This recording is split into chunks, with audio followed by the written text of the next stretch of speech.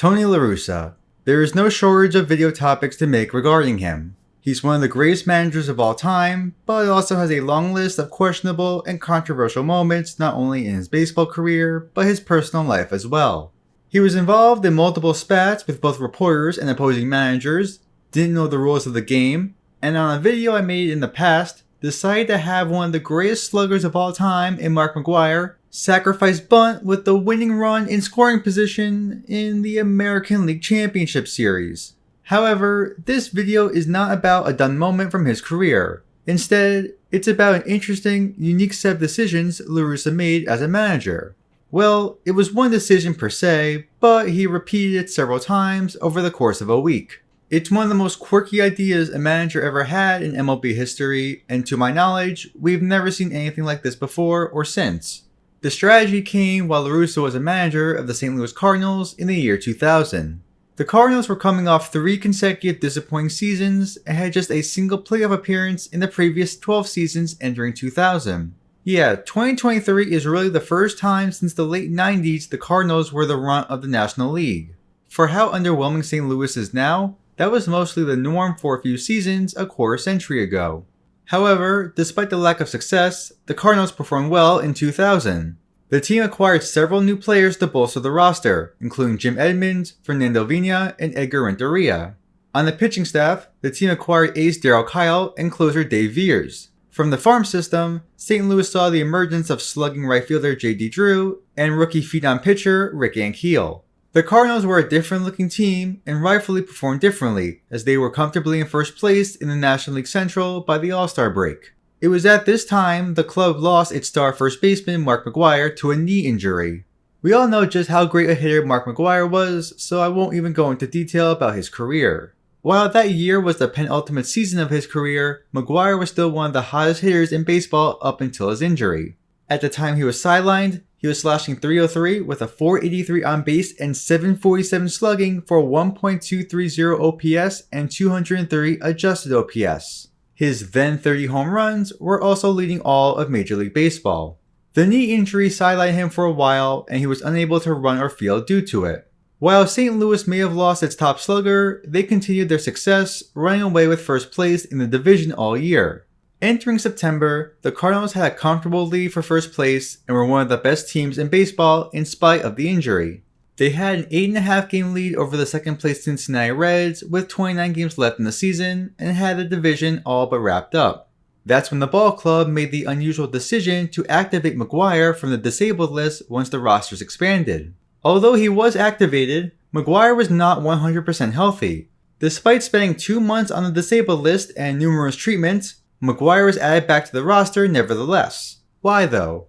Well, he couldn't run or field, but he could do one thing: swing a bat. La Russa figured as long as McGwire was healthy enough to swing a bat, he could appear in occasional pinch hitting appearances where the Cardinals needed a home run. He still couldn't run well, so any ball in play would presumably result in an out or a single at best if he couldn't go yard.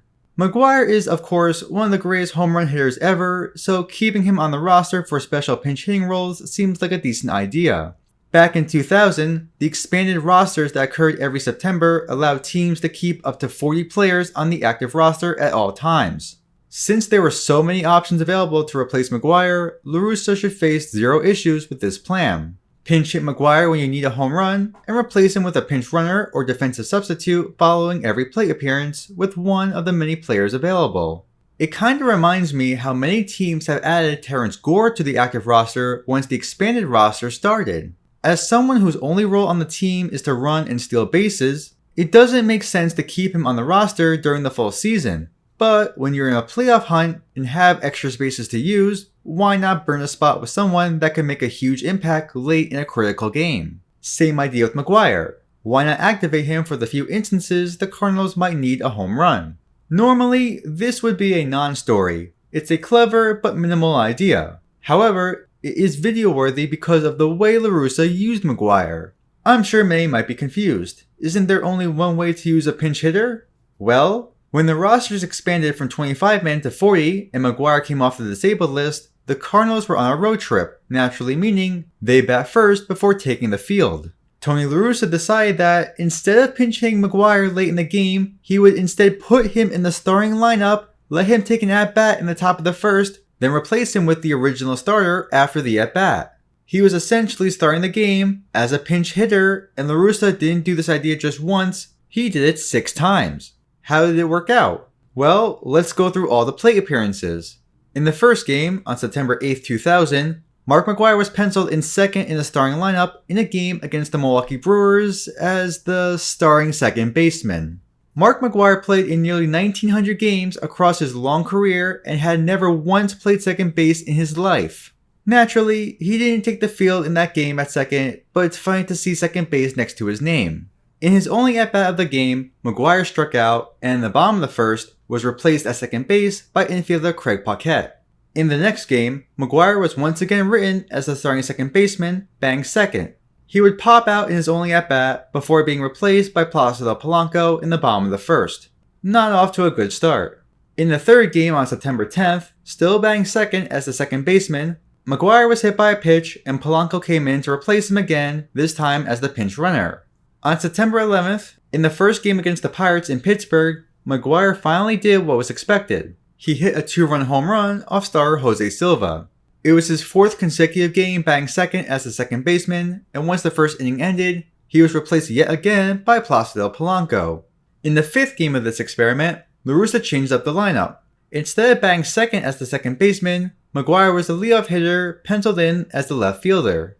It was the first and only time in his career he started a game as the leadoff hitter, and it wouldn't turn into anything as he grounded out to shortstop in his only at-bat. Craig Paquette would slot in at left field in the bottom half of the inning. In the 6th and final game, McGwire moved back to the 2 spot, this time as the shortstop. He singled to left field in this at-bat and was immediately pinch ran for by Placido Polanco. After the 6th game, the Cardinals ended their road trip and McGwire was regulated back to a standard late-game pinch hitting role. Overall, did this experiment work? St. Louis went 4-2 during the 6 games, and McGwire went 2 for 5 with a home run, a single, and a hit by pitch. He was responsible for 3 runs scoring, 2 via his home run, and in the plate appearance where he was hit by a pitch, that pinch runner eventually came in to score. None of those runs were the deciding run, so arguably none of the 6-game outcomes change if he wasn't in the starting lineup. Do I personally think this idea by La Russa was a good idea? Maybe. I believe since the Cardinals were so far ahead and basically had the division wrapped up, La Russa thought outside the box and wanted to try something new while he had the chance, and to see if this idea could work for the playoffs. I mean, hey, there are more runs scored during the first inning than any other inning, so maybe he was onto something. In case anyone was wondering, this experiment did not carry over into the playoffs. Although not fully healthy, McGwire was on the roster, but only came to the plate 6 times, all as a pinch hitter late in the game. Tony La Russa may have his dumb and illegal moments, but he's a successful manager for a reason. Him coming up with this McGwire idea may not have worked out, but it didn't harm him or the team in any way. With the expanded rosters now set at exactly 28, we'll probably never see this exact scenario happen again, but only time will tell. For Tony La Russa, it's the weirdest decision he's ever made as a manager in his long Hall of Fame career.